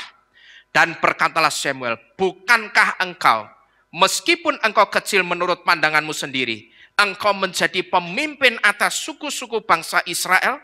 Dan Yahweh telah mengurapi engkau sebagai raja atas Israel. Dan juga Yahweh telah mengutus engkau dalam suatu perjalanan serta berkata, pergilah dan tumpaslah orang-orang berdosa itu, orang Amalek, dan berperanglah melawan mereka sampai mereka dipunahkan. Lalu mengapa engkau tidak mendengarkan suara Yahweh? Ya, engkau menyambar jarahan itu dan berlaku jahat dalam pandangan Yahweh. Lalu Saul berkata kepada Samuel, aku menaati suara Yahweh dan aku pergi di jalan yang telah Yahweh utus. Dan aku membawa Agag, raja orang Amalek itu, dan aku telah memusnahkan Amalek. Dan dari jalan itu rakyat mengambil kambing domba dan lembu sapi, barang yang utama yang dikhususkan untuk dikorbankan bagi Yahweh Elohimu di Gilgal. Ya, ini alasan-alasan yang diutarakan Saul untuk membela diri, saudara. Dan di situ Saul itu berpikir apa? Oh, Bapak Yahweh itu mesti maklum. Bapak Yahweh itu bisa ngerti dan pasti akan bisa menerima alasannya. Karena kan kambing, sapi, cempe ini mau tak korbankan. Cempe ini anak apa sih ya? Anak kambing ya. Mau tak korbankan untuk Bapak Yahweh. Ini kan kualitasnya bagus. Sayang kalau tak habisi begitu saja. Kan bisa dikorbankan untuk Yahweh. Dia berpikir Bapak Yahweh itu akan memaklumi dan mengerti. Terus Bapak Yahweh akan ngomong apa? Wah, bagus kamu Saul. Hebat kamu ya. Kamu bisa ngerti, di tengah-tengah aku suruh kamu tumpas orang Amalek, kamu masih memikirkan korban bakaran untuk aku. Ini kan sama seperti pendeta yang pernah ngajar apa? Pendeta itu sudah percaya Bapak Yahweh pernah ngajar apa? Orang percaya Bapak Yahweh boleh ambil bagian dalam penyembelihan hewan korban. Kita harus toleransi. Dipikirnya Bapak Yahweh akan ngomong apa? Wah, hebat gue. Ya anakku, kamu satu-satunya pengagung Yahweh yang punya toleransi tinggi. Dipikirnya Bapak Yahweh akan ngomong begitu. Gitu loh. Padahal Bapak Yahweh tidak suka. Karena penyembelihan hewan korban itu dipersembahkan kepada Allah, Tuhan mereka. Gitu loh. Maka orang ini berpikir, oh Bapak Yahweh itu akan berkenan kalau aku punya sikap toleransi. Iman itu tidak bisa ditoleransikan sedikit pun, saudara. Ya, jangan sekali-sekali saudara toleransi soal iman. Karena seperti Saul dia berpikir Bapak Yahweh maklum, bisa ngerti, bisa memahami. Tetapi di ayat 23 melalui Samuel, dengan tegas, kalau saudara baca ayat 23, Bapak Yahweh itu dengan tegas menolak Saul sebagai raja. Andai saja waktu itu Saul langsung mengakui dosa-dosanya di hadapan Bapak Yahweh. Dan andai saja mulutnya itu cuman mengatakan hatatilah Yahweh. Kemungkinan Bapak Yahweh itu rohnya masih tergetar untuk mengampuni Saul. Kemungkinan ya, masih tergetar. Andai saja dia mengatakan hatatilah Yahweh. Cuman masalahnya Saul banyak cincong dulu. Banyak alasan ini, alasan itu, gitu loh. Andai saja waktu itu Saul itu langsung mengatakan hatatilah Yahweh. Saya yakin kemungkinan ya, Bapak Yahweh itu rohnya masih tergetar untuk mengampuni Saul. Nah, Bapak Ibu Saudara sekalian, kata hatatilah Yahweh oleh kitab ILT itu diterjemahkan dengan aku telah berdosa kepada Yahweh. Tetapi sebenarnya artinya tidak sesederhana ini. Karena di dalam kata hatatilah Yahweh itu sebetulnya ada satu pengakuan yang menggetarkan roh Bapak Yahweh. Sehingga dengan mudah Bapak Yahweh itu mengampuni dosanya Daud atau mengampuni dosanya Daud. Kata hatatilah Yahweh, ILT cuma menerjemahkan apa? Ya, aku berdosa kepada Yahweh. Tapi sebetulnya artinya tidak sesederhana itu, saudara. Karena di dalamnya itu ada satu kata, yaitu satu pengakuan yang menggetarkan roh Yahweh. Sehingga dengan mudah waktu itu begitu Daud ngomong, begitu ditegur sama Nathan, kamu sudah berdosa. Hatatilah Yahweh, aku memang sudah berdosa melawan Yahweh. Ada satu kata di situ, saudara. Dan kata itu disebut pengakuan. Itulah yang meluluhkan jantung hatinya Bapak Yahweh. Terjemahan yang tepat dari hatatilah Yahweh adalah ini. I have sinned against Yahweh. Aku telah berdosa. Apa ini? Melawan Yahweh. Sama enggak dengan yang ILT punya ini? Tidak sama. Ini hanya apa? Aku telah berdosa kepada Yahweh. Ada kata apa di situ yang benar? Melawan Yahweh. Kata melawan, pengakuan melawan inilah yang menggetarkan rohnya Bapak Yahweh. Gitu loh. Ini yang membuat dosa Daud itu lebih mudah diampuni dibandingkan Saul. Karena Daud langsung mengakui kalau dia memang melawan Bapak Yahweh ketika berbuat dosa. Sedangkan Saul tidak langsung mengakui dosa pemberontakannya. Melawan perintahnya Bapak Yahweh. Tapi Saul banyak apa ini? Banyak cincong, kakan cincong gitu loh. Di sini saudara, dari Saul kita belajar. Ketika Saul banyak cincong, ketika Saul itu banyak alasan, dan ketika Saul itu tidak langsung mengakui dosa-dosanya, saat itu juga Bapak Yahweh itu mengambil urapan seorang raja dari kehidupannya Saul. Dan yang lebih parah, tidak hanya diambil urapannya, tetapi Saul itu juga ditolak sebagai raja. Di sini ada satu pelajaran yang saya katakan pelajaran yang terakhir yang bisa kita ambil ini. Saya katakan sederhana ya sederhana. Dan saya yakin saudara sudah ngerti pelajaran yang sederhana ini. Cuman pertanyaannya, pelajaran yang sederhana ini sudah kita lakukan atau belum? Sama seperti halnya seorang pendeta yang saya ilustrasikan. 4 minggu berturut-turut itu khotbah dengan khotbah dan tema yang sama. Yang ternyata itu dia sengaja. Dari minggu pertama bulan itu, sampai minggu keempat atau minggu terakhir bulan itu, khotbahnya temanya sama, cara ngomongnya sama, dan kata-katanya sama. Sampai di minggu yang keempat, jemaatnya tunjukkan protesnya. Pak Pendeta, mohon maaf. Kalau kami perhatikan jemaat-jemaat di sini, dari minggu pertama sampai minggu keempat, Bapak khotbahnya sama terus. Bapak sadar atau tidak? Pendetanya ngeprank. Oh ya, masa sih? Iya. Kenapa? Jemaatnya semakin protes dulu, dipancing begitu. Iya, Bapak itu khotbahnya sama, ngomongnya sama, temanya podo. Endingnya juga sama kata-katanya. Bapak sadar enggak itu? Oh gitu ya. Setelah Bapak pendetanya menghela nafas, dia balik bertanya kepada jemaatnya. Pertanyaannya, yang aku khotbahkan berturut-turut 4 minggu itu sudah kamu lakukan atau belum? Di situ jemaatnya kelakep, tidak bisa ngomong. Karena ternyata apa yang diajarkan pendetanya belum dilakukan.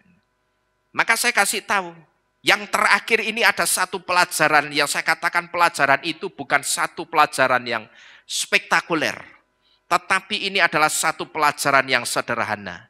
Tetapi sekalipun ini satu pelajaran yang sederhana, tetap saya katakan ini satu pelajaran yang penting. Yang bisa kita tarik di dalam kehidupan kita dari kisahnya Saul. Ketika kita tahu dan menyadari bahwa kita sedang dalam kejatuhan dosa apapun, jangan banyak berdalih dan beralasan macam-macam.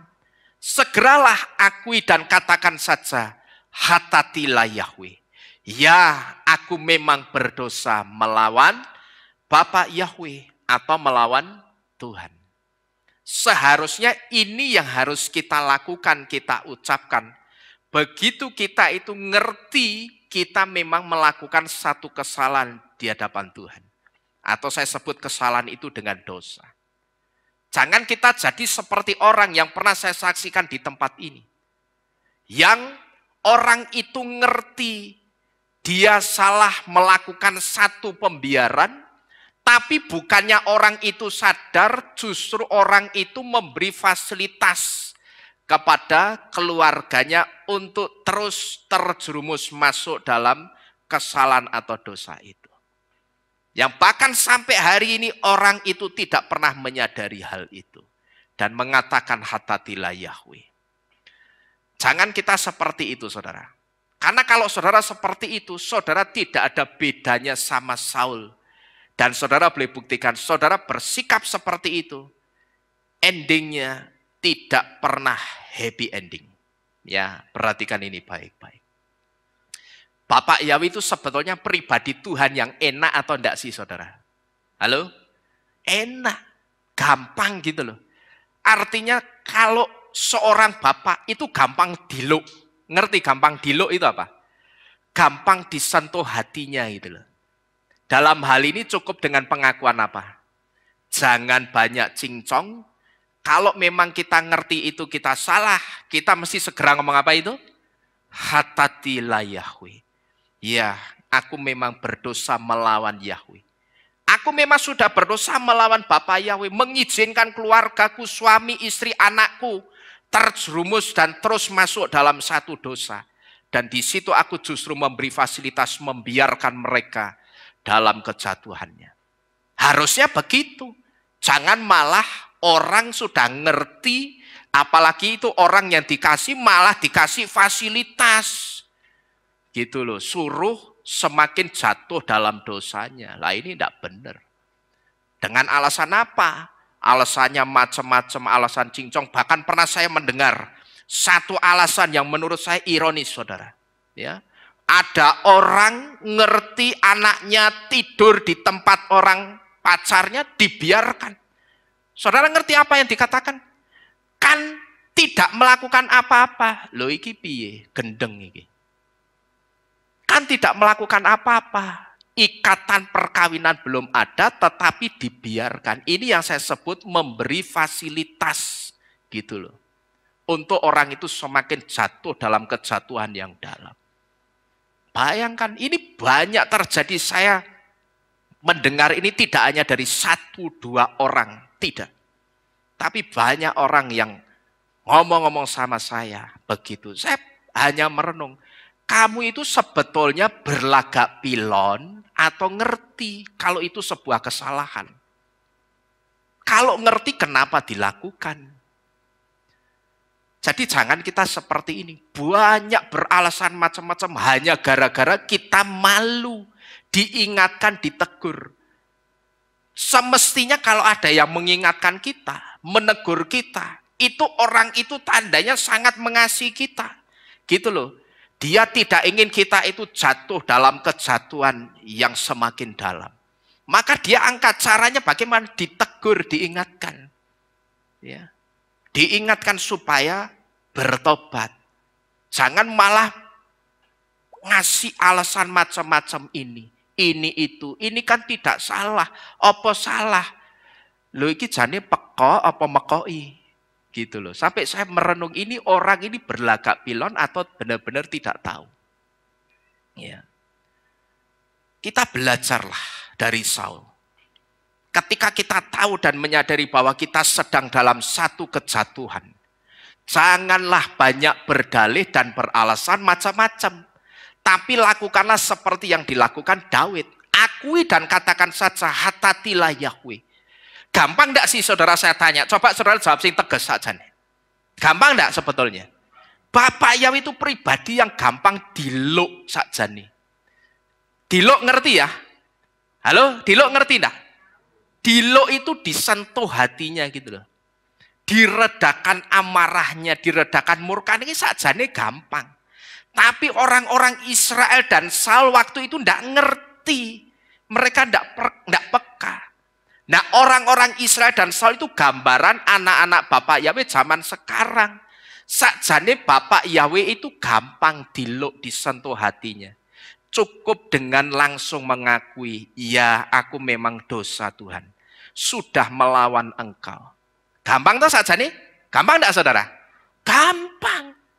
Tapi kenapa seringkali orang ketika ditegur diingatkan, yang keluar bukan hatatilah Yahweh, tapi deretan-deretan daftar alasan-alasan. Itu loh. Yang namanya dosa, kesalahan itu tidak butuh daftar alasan. Tapi yang dibutuhkan itu pengakuan. Dan itulah yang menggetarkan rohnya Bapak Yahweh untuk mengampuni. Dan saya percaya, ketika saudara melakukan seperti apa yang Daud lakukan, saudara begitu menyadari kesalahan atau dosa saudara, dan di situ saudara katakan hatatilah Yahweh. Saya percaya Bapak Yahweh yang setia dan adil pasti mengampuni saudara dan saya. Amin. Dan saya juga percaya ketika Bapak Yahweh mengampuni, ketika dia lihat kamu dalam kejatuhanmu, sekarang hidupmu, kondisimu jadi seperti ini, jadi tidak baik karena kesalahanmu yang tidak kamu sadari. Saya percaya ketika kita menyadari dan kita katakan hatatilah Yahweh, Bapak Yahweh pasti memulihkan kehidupan kita. Amin. Pasti itu saudara. Asal menyadari, jangan banyak apa tadi? Cincong. Kayak si Saul menyampaikan alasan-alasannya. Tidak perlu. Bapak Yahweh itu tidak butuh yang begituan. Dia itu pribadi yang setia dan adil. Dia satu pribadi yang punya keagungan sebagai Yahweh El-Rahum. Yahweh yang penuh dengan rahmat, kasih setia. Ngerti betul kelemahan kita. Kalau sampai kita jatuh dalam dosa, Bapak Yahweh itu ngerti. Bukan tidak ngerti. Daud itu kurang ajarnya dosanya kayak apa kalau saudara pikir, kita renungkan. Dia kepingin Betseba, caranya licik atau tidak saudara? Licik. Taruh suaminya di depan supaya suaminya mati, dia bisa dapat Betseba. Ngeri ndak itu? Rencana seperti itu. Liciknya kayak apa? Tapi toh Bapak Yahweh tetap mengampuni Daud. Mengampuni Daud. Hanya dengan Daud itu mengatakan apa? Hatatilah Yahweh. Itu. Cuman saya perhatikan masih ada orang-orang yang lebih memilih seperti Saul ketimbang seperti Daud. Padahal kalau bisa seperti Daud itu enak gitu loh. Bapak Yahweh itu punya keagungan sebagai El-Rahum. Yahweh sang pemurah hati. Dia murah, panjang, sabar, kasih setia dan pengampunannya kepada setiap orang-orang yang berdosa. Dan saya percaya ketika saudara memilih melakukan seperti apa yang Daud lakukan, Bapak Yahweh yang setia dan adil pasti mengampuni kita dan pasti memulihkan kehidupan kita. Amin. Amin. Untuk firman pada pagi hari ini, Bapak Yahweh memberkati kita semua. Kita tunduk di dalam doa.